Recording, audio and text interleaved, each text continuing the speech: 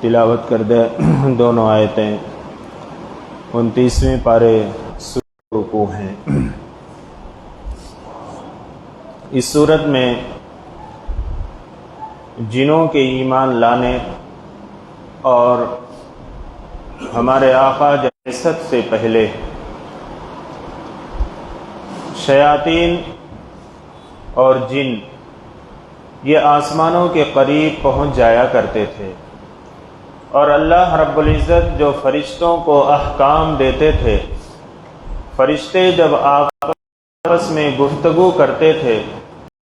تو ان میں سے ایک اس میں سے چھوٹی سی محمد رسول اللہ صلی اللہ علیہ وسلم کی جب بعثت ہوئی اور آپ کو نبوت عطا فرمایا گیا تو یہ جنوں کا، ان شیاطین کا آسمان کے قریب جانا ان کو روک دیا گیا، اور جب یہ آسمان کے قریب پہنچتے تھے تو ایک ذریعے سے ان کو داغا جاتا تھا اور یہ واپس آ جاتے تھے۔ جنہوں نے جب یہ تبدیلی دیکھی کہ آخر ہمیں کیوں روک دیا گیا تو اس جستجو میں پڑے کہ آخر جو اجازت ہمیں ملی تھی اس پر پابندی کیوں لگا دی گئی، اس کا پتہ لگائیں کہ وجہ کیا ہوئی۔ یہ وہ زمانہ تھا جب حضور اکرم صلی اللہ علیہ وسلم مکہ کے لوگوں کے مظالم سے پریشان ہو کر، یا یوں کہہ لیجئے کہ آپ صلی اللہ علیہ وسلم جب مکہ کے لوگوں سے مایوس ہو کر طائف کی طرف آپ تشریف لے گئے کہ ہو سکے وہ ایمان کے اندر داخل ہو جائیں،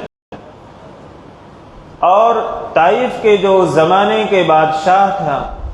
اور اس کے جو قریبی تھے وہ بڑے شریف لوگ سمجھے جاتے تھے، لیکن حضور اکرم صلی اللہ علیہ وسلم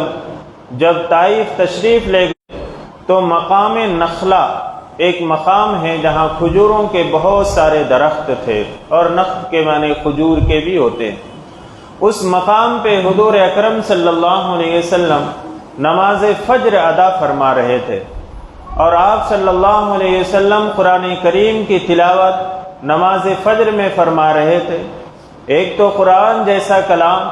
اور پھر صبح کا وقت، اور جناب محمد رسول اللہ صلی اللہ علیہ وسلم کی زبان مبارک سے نکلا ہوا کلام، تو ظاہر سی بات ہے اس وقت جنوں کی ایک جماعت وہاں سے گزر رہی تھی۔ حضور اکرم صلی اللہ علیہ وسلم کو جب کلام سنتے ہوئے پڑھتے ہوئے نے تو وہ رک گئے وہاں پر اور ٹھہر گئے، اور ٹھہر کر انہوں نے حضور اکرم صلی اللہ علیہ وسلم سے وہ قرآن جو سنا اس کا مختصر واقعہ اللہ رب العزت نے اس سورہ جن کے اندر بتلایا کہ اے پیغمبر صلی اللہ علیہ وسلم، اس کے معنی ہوتے ہیں غور سے سننا۔ تو جنوں کی جو جماعت تھی انہوں نے غور سے سنا، فقالوا انا سمعنا قرآنا عجبا، تو وہ کہنے لگے کہ ہم نے ایک عجیب قرآن سنا ہے۔ یہ جنوں کی وہ جماعت جو مقام نخلہ پر حضور اکرم صلی اللہ علیہ وسلم سے جنہوں نے قرآن کو سنا تھا، وہ آئے اپنی قوم کے پاس اور انہوں نے کہا کہ ہم نے ایک قرآن سنا ہے جو بڑا عجیب و غریب ہے، یہدی الی الرشد فآمنا بہ، جو سیدھے راستے کی طرف، ہدایت کی طرف رہنمائی کرتا ہے، فآمنا بہ، تو ہم اس پر ایمان لے آئے۔ یعنی وہ جن جو تھے، جنوں کی جو جماعت تھی، جب انہوں نے قرآن کو سنا تو قرآن ان کے اوپر ایسا اثر انداز ہوا کہ فوراً وہ لوگ ایمان لے آئے، اور انہوں نے اس کا تذکرہ اپنی قوم کے اندر آ کر کیا۔ یعنی اس سے یہ بات معلوم ہوئی کہ قرآن کریم ایسا کلام ہے جو دلوں کے اوپر اثر انداز ہوتا ہے، دلوں کے بند دروازوں کو کھول دیتا ہے۔ اگر قرآن کریم کو غور سے سنا جائے، پڑھا جائے، اور اس کی آواز اور نغمگی کے بجائے اس کے معنی اور مطالب پر غور کیا جائے تو قرآن کریم دلوں کو پھیرنے والا کلام ہے۔ آج دنیا کے اندر اسٹڈی کی اور اس کو پڑھنا شروع کیا تو پھر جو ہے قرآن ان کے اوپر ایسا اثر انداز ہوا کہ پھر وہ ایمان کے اندر داخل ہوئے بغیر نہیں رہ سکے۔ دنیا کی کوئی اوپر ورنہ دیکھا جائے تو ہم موروثی مسلمان ہیں، خاندانی مسلمان ہیں، باپ دادا سے ہم مسلمان چلے آ رہے ہیں، ہمارے گھروں کے اندر قرآن موجود ہے، لیکن ہم جس غور و فکر کے ساتھ، تدبر کے ساتھ قرآن کو پڑھنا چاہیے ویسا ہم نہیں پڑھتے ہیں۔ اس لیے قرآن جیسا ہماری زندگی کے اوپر اثر انداز ہونا چاہیے ویسا نہیں ہوتا۔ قرآن کریم ایسا سننے والا اور غور سے سننے والا متاثر ہوئے بغیر نہیں رہ سکتا۔ حدیث کے اندر بہت سارے واقعات تاریخ کے اندر موجود ہیں۔ مکہ کے مسلمان جب مکہ کے لوگوں کے مظالم سے تنگ آ کر جب نجاشی بادشاہ کے پاس گئے اور انہوں نے کہا کہ ہماری قوم کے کچھ بگڑے ہوئے لوگ آپ کے پاس آئے ہیں، جو ان کا آبائی جو دین تھا اس دین کو چھوڑ کر ایک غلط دین کے اندر داخل ہو گئے۔ نجاشی جو بادشاہ تھا وہ صلح پسند آدمی تھا، اس نے کہا کہ جب تک میں فریق مخالف کی بات نہیں سنوں گا اس وقت تک کوئی میں فیصلہ نہیں کر سکتا، کیونکہ ان لوگوں کا مطالبہ تھا کہ ان کو ہمارے ساتھ بھیج دیا جائے، یہ بھاگے ہوئے غلام ہیں جو وہاں سے بھاگ کر آئے ہیں۔ نجاشی نے ان کو بلایا اور ان سے جو ہے بات چیت کی، اور مسلمانوں نے اپنا لیڈر، اپنا رہنما حضرت جعفر ابن ابی طالب، حضور اکرم صلی اللہ علیہ وسلم کے چچیرے بھائی، ان کو متعین کیا۔ حضرت جعفر رضی اللہ تعالی عنہ نے بات کی اور انہوں نے یہ سوال کیا کہ عیسیٰ علیہ السلام کے بارے میں آپ کا مذہب کیا کہتا ہے، کیا عقیدہ ہے عیسیٰ علیہ السلام کے بارے میں؟ حضرت جعفر رضی اللہ تعالی عنہ نے اپنے زبان میں کوئی جواب دینے کے بجائے قرآن کریم میں سورہ مریم کی تلاوت کرنی شروع کر دی۔ تاریخ میں لکھا ہے کہ جس وقت حضرت جعفر رضی اللہ تعالی عنہ سورہ مریم کی تلاوت کر رہے تھے، نجاشی اور اس کے دربار میں بیٹھے ہوئے لوگوں کی داڑھیاں آنسوؤں سے تر ہو گئی تھی اور یہ اپنے سر کو اٹھا نہیں سکے، سر کو جھکائے ہوئے بیٹھے تھے اور رو رہے تھے۔ ایسا متاثر کن کلام ہے۔ اور اس کے بعد نجاشی بادشاہ نے ایک زمین سے ایک تنکا اٹھا کر کہا کہ خدا کی قسم واللہ، جو انہوں نے قرآن جو سنایا ہے اور جو باتیں انہوں نے کہی ہیں اس قرآن کے اندر کہی گئی ہیں، اس میں حضرت عیسیٰ علیہ السلام کے بارے میں اس تنکے کے برابر بھی فرق نہیں ہے۔ یعنی جو ہماری معلومات ہے، جو عیسیٰ علیہ السلام کے بارے میں ہمارا عقیدہ ہے، اس میں اور اس قرآن کے کہنے بات میں ایک تنکے کے برابر بھی فرق نہیں ہے۔ چنانچہ وہ لوگ ناکام واپس آ گئے۔ تو یہ ایسا متاثر کن کلام ہے، لیکن یہ ہے کہ اس کو غور و فکر سے پڑھا جائے، اس کو عظمت کے ساتھ پڑھا جائے، اس کو احترام کے ساتھ پڑھا جائے اور اس کی عظمت اور احترام کیا جائے۔ تو جو جن تھے انہوں نے قرآن کو جب سنا تو اپنی قوم میں آ کر کہنے لگے کہ ہم نے ایک عجیب قرآن سنا ہے جو سیدھے راستے کی طرف رہنمائی کرتا ہے، اور جیسے ہی ہم نے قرآن سنا تو ہم اس پر ایمان لے آئے۔ وَلَن نُشْرِكَ بِرَبِّنَا أَحَدًا، اور ہم اپنے پروردگار کے ساتھ کسی کو ہرگز شریک نہیں کرتے۔ یعنی ایمان لائے، اب ہم شرک نہیں کریں گے، ہم کسی کو اپنے رب کے ساتھ شریک نہیں ٹھہرائیں گے۔ وَأَنَّهُ تَعَالَى جَدُّ رَبِّنَا مَا اتَّخَذَ صَاحِبَةً وَلَا وَلَدًا، اور یہ کہ ہمارا پروردگار اس کی شان بہت اونچی ہے، مَا اتَّخَذَ صَاحِبَةً وَلَا وَلَدًا، جس نے نہ کوئی بیوی رکھی ہے نہ اولاد ہے۔ یعنی مکہ کے لوگوں کا کہنا یہ تھا کہ یہ فرشتے جو ہیں وہ اللہ کی بیٹیاں ہیں۔ یہودی کہتے تھے حضرت عزیر علیہ السلام اللہ کے بیٹے ہیں، عیسائی یہ کہتے تھے کہ حضرت عیسیٰ علیہ السلام اللہ کے بیٹے ہیں۔ لیکن جب ان جنہوں نے قرآن کو سنا تو یہ کہا کہ اللہ کے نہ کوئی بیوی ہے نہ اس کی کوئی اولاد ہے۔ وَأَنَّهُ كَانَ يَقُولُ السَّفِيهُنَا عَلَى اللَّهِ شَطَطًا، اور یہ کہ ہماری قوم کے بیوقوف لوگ اللہ کے بارے میں جھوٹی باتیں گڑھا کرتے تھے۔ یعنی جو اللہ کے بارے میں یہ بد عقیدگی پھیلائے ہوئے تھے کہ اللہ کے جو ہے بیٹیاں ہیں اور اللہ کے بیٹے ہیں، یہ ساری باتیں جو ہے جھوٹی تھیں، بے بنیاد باتیں تھیں۔ وَأَنَّا ظَنَنَّا لَن تَقُولَ الْإِنسُ وَالْجِنُّ عَلَى اللَّهِ كَذِبًا، اور یہ کہ ہمارا یہ خیال تھا کہ یہ ناممکن ہے کہ انسان اور جنات اللہ کے بارے میں جھوٹی بات کہیں. یعنی وہ جو قرآن کو سنے تھے، وہ جو بات نقل کر رہے ہیں، وہ یہ کہہ رہے تھے کہ انسانوں اور جنوں کی ایک بڑی جماعت ایسا کہتی تھی، اور ہم یہ سمجھتے تھے کہ یہ ناممکن ہے کہ اتنے سارے لوگ کسی جھوٹی بات کو کہیں گے. یعنی اللہ کی طرف جو جھوٹی باتیں منسوب کرتے تھے، ہم تو یہ سمجھتے تھے کہ یہ سچ بول رہے ہیں. وَأَنَّهُ كَانَ رِجَالٌ مِّنَ الْإِنسِ يَعُوذُونَ بِرِجَالٍ مِّنَ الْجِنِّ فَزَادُوهُمْ رَهَقًا، اور یہ کہ انسانوں میں سے کچھ لوگ جنوں میں سے کچھ لوگوں کی پناہ لیا کرتے تھے. فَزَادُوهُمْ رَهَقًا، تو اس طرح ان کے غرور میں اور اضافہ ہو جاتا تھا. عرب کے اندر یہ دستور تھا زمانہ جاہلیت میں کہ جب یہ لوگ کسی سفر پر جاتے تھے اور کسی وادی یا جنگل میں ٹھہرنے کی ضرورت پڑتی تھی، تو اس وادی کے اندر یہ ایک جملہ کہتے تھے کہ ہم اس وادی کا جو جنوں کا سردار ہے، ہم اس کی پناہ لیتے ہیں کہ دوسری مخلوق ہمیں تکلیف نہ پہنچا سکے. اس کی پناہ لیتے ہیں ان جنوں کی، جو جنوں کا جو سردار ہے. تو جب یہ بات جن سنتے تھے تو ان کے غرور اور تکبر میں اور اضافہ ہو جاتا تھا کہ ہم تو ان انسانوں سے بڑے ہیں اور ان سے بہتر ہیں، اس لیے کہ یہ ہماری پناہ لیتے ہیں اور ہماری پناہ میں آنا چاہتے ہیں. تو وہ جن یہ کہہ رہے ہیں، جن کا جو قول اللہ رب العزت نقل فرماتے ہیں کہ انسانوں میں سے بعض لوگ وہ تھے جو بعض جنوں کی پناہ لیتے تھے. فزادوہم رہقا، تو ان سے ان کا غرور اور گھمنڈ اور بڑھ جاتا تھا. وَأَنَّهُمْ ظَنُّوا كَمَا ظَنَنْتُمْ أَن لَّن يَبْعَثَ اللَّهُ أَحَدًا، اور پھر وہ جن یہ کہہ رہے ہیں وَأَنَّهُمْ ظَنُّوا، اور ان لوگوں کا بھی یہی گمان تھا جیسا کہ تم نے گمان کر رکھا ہے، أن لَّن يَبْعَثَ اللَّهُ أَحَدًا، کہ اللہ دوبارہ کسی کو زندہ نہیں کرے گا. یعنی وہ جن اپنی قوم کے اندر جو تبلیغ کر رہے ہیں، وہ کہہ رہے ہیں کہ انسانوں کا بھی یہی خیال تھا، یہی گمان تھا جیسا تمہارا ہے کہ مرنے کے بعد دوبارہ زندگی نہیں. لیکن اس قرآن نے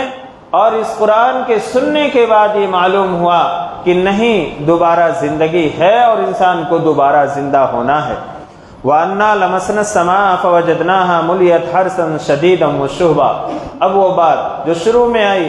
کہ پہلے جن جو ہے یہ آسمانوں کے قریب پہنچ جایا کرتے تھے، لیکن حضور صلی اللہ علیہ وسلم کی بعثت کے بعد ان کو روک دیا گیا. اس بات کو نقل کرتے وَأَنَّا لَمَسْنَا السَّمَاءَ، اور ہم نے جب آسمان کو ٹٹولا، فَوَجَدْنَاهَا مُلِيَتْ حَرْسًا شَدِيدًا وَشُهْبًا، تو ہم نے سخت پہرے داروں کو اور شعلوں سے بھرا ہوا پایا. یعنی سخت پہرے داری ہو رہی ہے اور شعلے بھرے پڑے ہیں کہ اگر کوئی قریب جاتا ہے تو اس کو شعلے کے ذریعے سے داغا جاتا ہے، جسے شہاب ثاقب قرآن کے اندر فرمایا گیا. سورہ صافات کے اندر اس کا تذکرہ آیا. وَأَنَّا كُنَّا نَقْعُدُ مِنْهَا مَقَاعِدَ لِلسَّمْعِ، اور ہم آسمان کے کچھ ٹھکانوں پر سننے کے لیے بیٹھ جایا کرتے تھے. یعنی وہ جن یہ کہہ رہے ہیں کہ ہم وہاں جا کر بیٹھ جاتے تھے. کچھ ٹھکانے ایسے تھے کہ جہاں ہم بیٹھ کر کچھ باتیں سن لیا کرتے تھے. فَمَن يَسْتَمِعِ الْآنَ، اب صورتحال یہ ہو گئی ہے کہ اب اگر کوئی سننا چاہتا ہے، يَجِدْ لَهُ شِهَابًا رَصَدًا،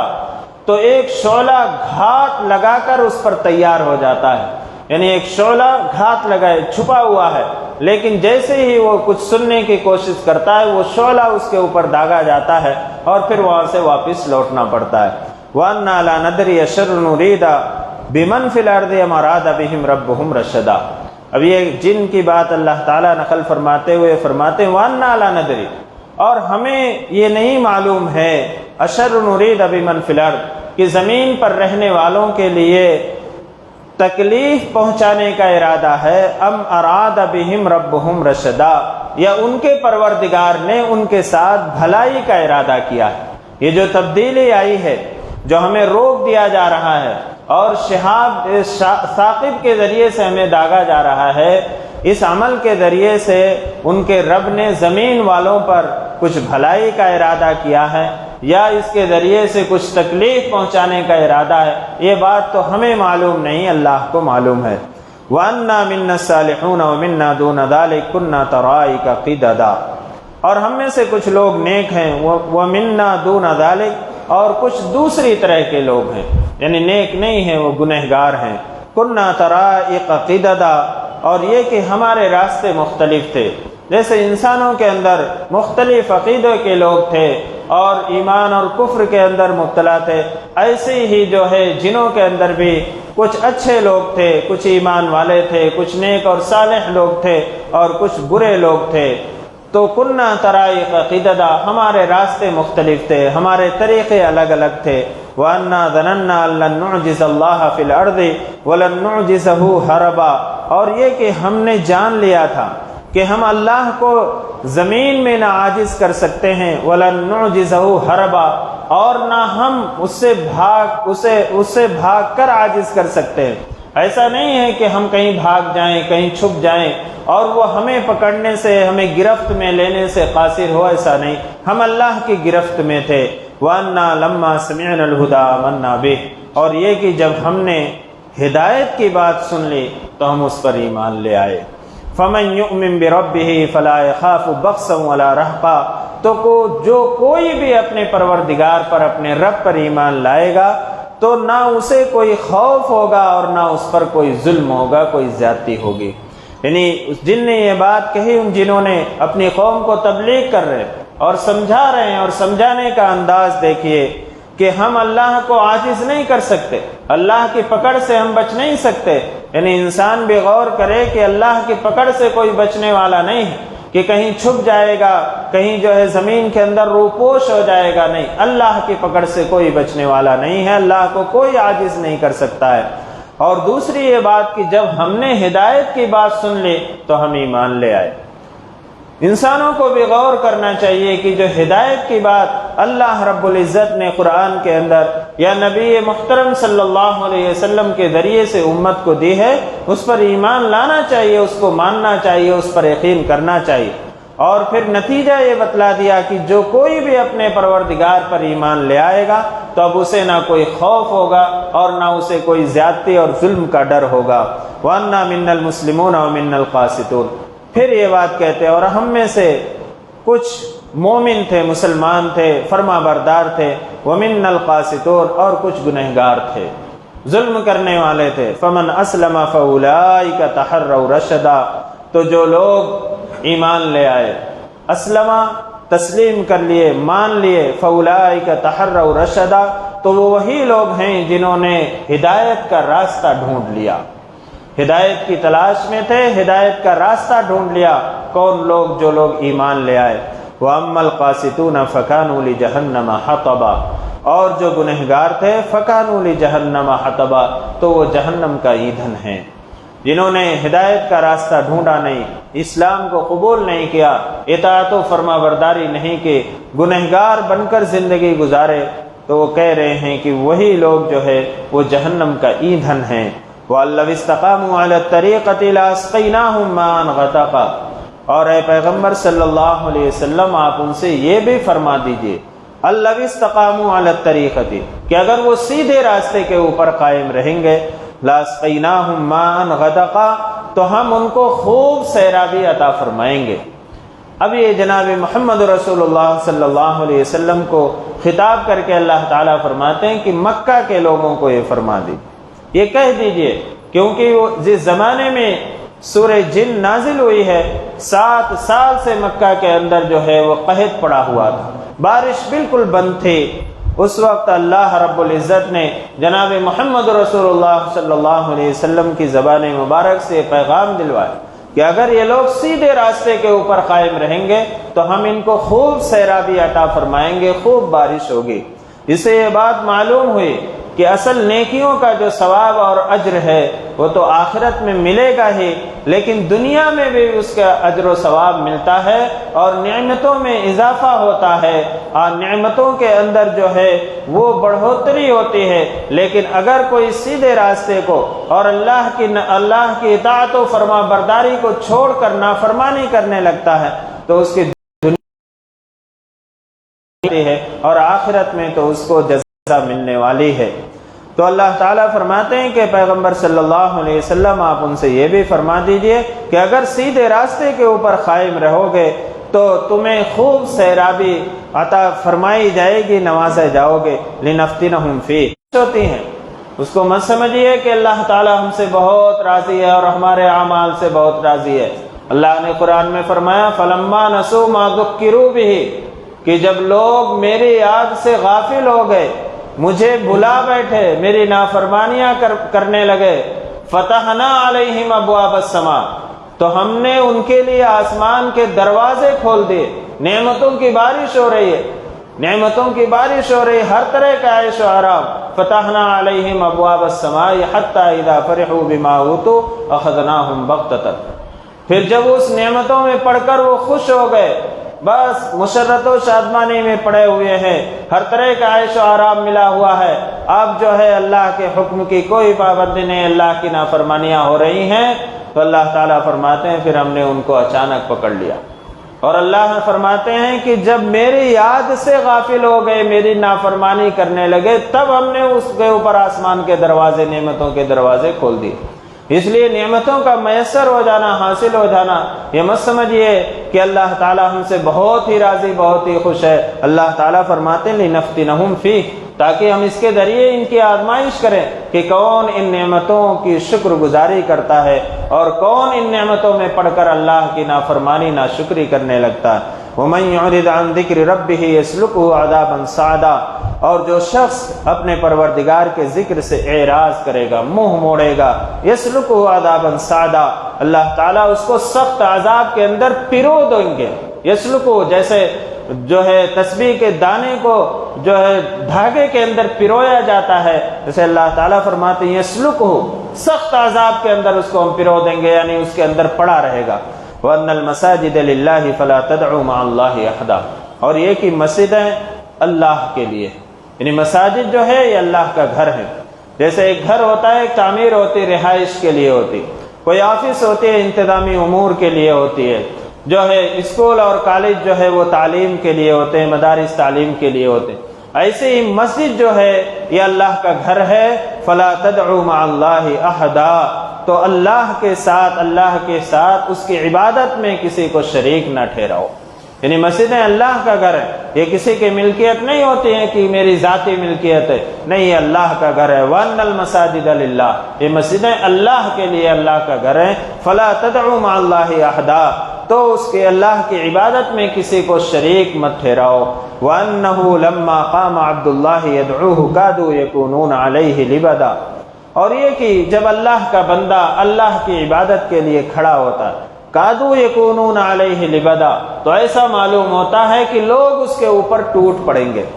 اس کے دو معنی ہو سکتے ہیں،